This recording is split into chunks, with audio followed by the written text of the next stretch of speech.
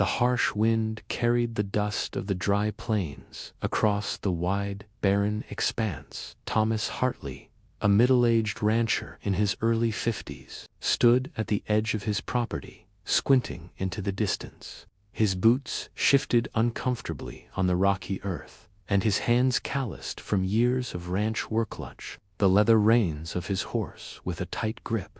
Yet there was something missing, something that gnawed at his insides, an ache so deep it could never be quelled. Thomas had been married for over a decade, and despite his wealth, he never experienced the one thing every rancher dreams of: a family of his own. His wife, Sarah, had been unable to bear children, leaving them both alone in their sprawling house on the hill. While they had tried everything, the doctor's verdict had been clear: Sarah would never be able to conceive. That realization had crushed both of them, but more so Thomas, who felt a desperate yearning to pass down his legacy. And then a rumor had reached him: a faraway, distant town where child labor was rampant, a place where young girls were sold for nothing more than a few coins.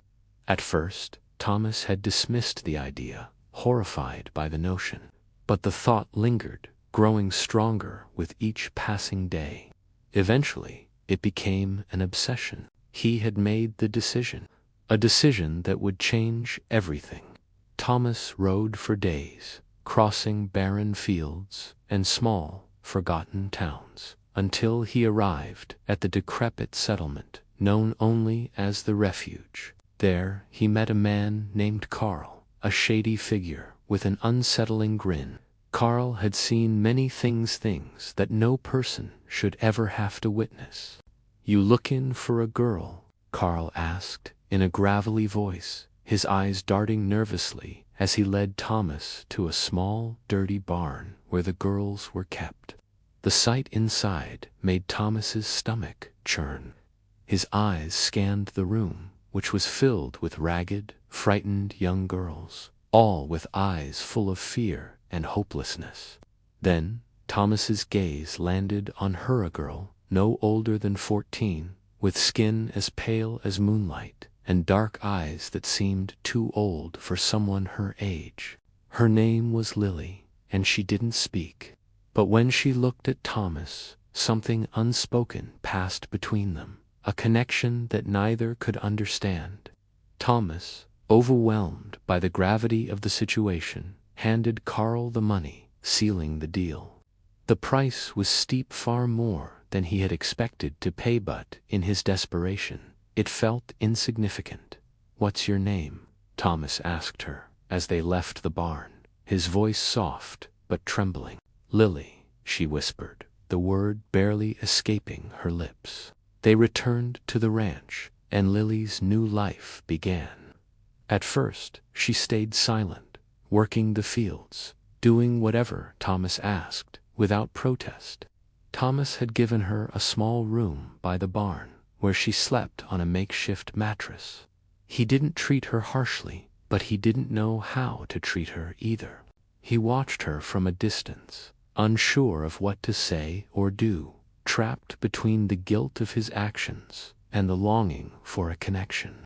Then, one evening, something changed. Lily had been working in the garden, her delicate hands covered in dirt as she dug through the soil.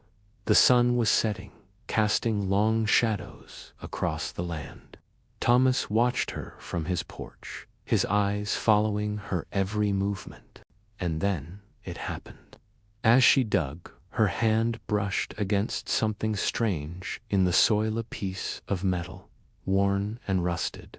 Lily pulled it from the earth, and Thomas could see the faint shimmer of it in the dimming light. It was an old locket, tarnished with age, but still it had a delicate design. Lily's eyes softened as she turned it over in her hands.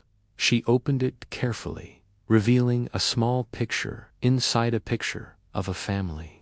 Thomas couldn't help but notice how closely the girl resembled the woman in the photograph. Her mother, perhaps. "Where did this come from?" Thomas asked, his voice low, as he approached her. Lily didn't respond immediately.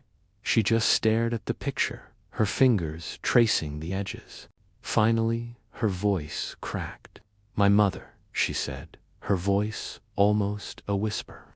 Thomas had seen the pain in her eyes, but at that moment, something inside him shifted.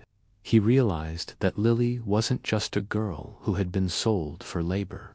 She was a persona human being who had lost everything. Days turned into weeks, and weeks into months. Lily became more than just a worker to Thomas. She became a part of his family, slowly, quietly, but undeniably. Thomas began to see her not as a servant, but as someone who had a future, a life that deserved to be nurtured.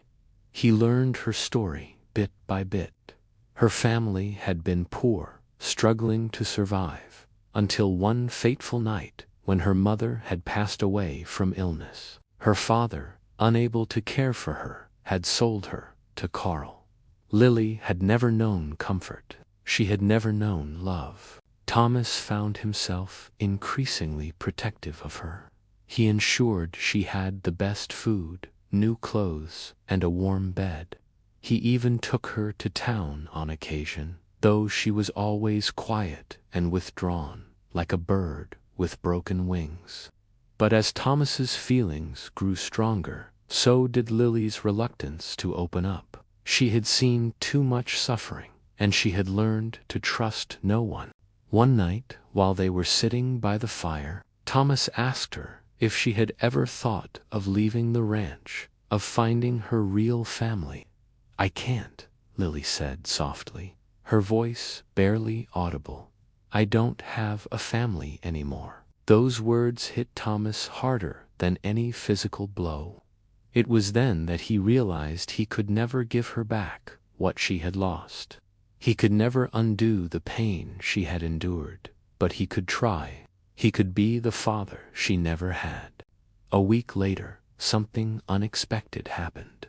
Sarah, Thomas's wife, who had been distant and cold since Lily's arrival, finally spoke to her. She asked Lily if she wanted to learn how to cook, to bake, to take care of the house. It was a simple gesture, but it meant the world to Lily. For the first time, she smiled a small, tentative smile that made Thomas's heart swell. Over time, Thomas began to notice changes in Lily. Her confidence grew. She no longer flinched when someone touched her. She began to laugh, and for the first time in years, Thomas allowed himself to believe that perhaps he could be a father, after all. But the change wasn't without complications. Word of Lily's presence had spread through the nearby towns, and not everyone was happy about it. A former associate of Carl's, a man named Gideon, came to the ranch one evening, his eyes filled with greed and malice. "I know who you bought," he said, standing in the doorway, his voice low and dangerous, "and I want my share." Thomas's heart sank. He had hoped that his past decisions would never catch up with him, but here it was. As Gideon stepped forward, something in Thomas snapped. He couldn't let this man hurt Lily, not after everything she had endured. He stood tall, placing himself between the threat and the girl he had come to love as his own. "I won't let you touch her," Thomas said, his voice firm. The confrontation that followed would change everything. Gideon's threat was more than just words. It was the beginning of a new battle, one that Thomas hadn't anticipated.